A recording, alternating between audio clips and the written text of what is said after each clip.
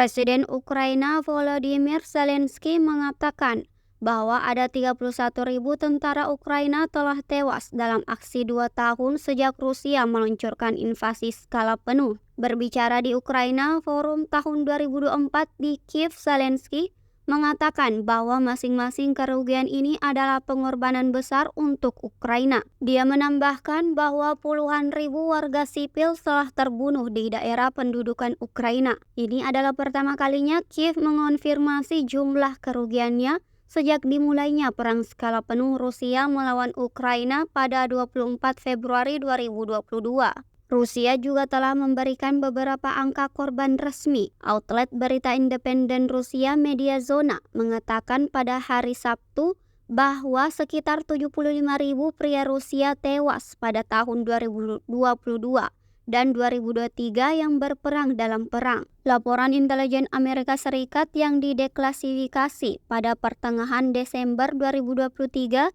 memperkirakan bahwa 315.000 tentara Rusia telah terbunuh atau terluka di Ukraina. Jika akurat, angka tersebut akan mewakili 87% dari sekitar 360.000 tentara yang dimiliki Rusia sebelum perang. Menurut laporan itu, dalam beberapa minggu terakhir, pertempuran telah meningkat di bagian garis depan. Pada hari Minggu, penembakan dan serangan roket Rusia terus menghantam selatan dan timur Ukraina. Dilaporkan pejabat lokal Ukraina bahwa setidaknya 2 warga sipil tewas dan 8 lainnya terluka di provinsi Zaporizhia dan Kherson. Zelensky mengatakan pada konferensi pers pada hari Minggu bahwa Ukraina memiliki rencana yang jelas untuk serangan balasan baru terhadap pasukan Rusia.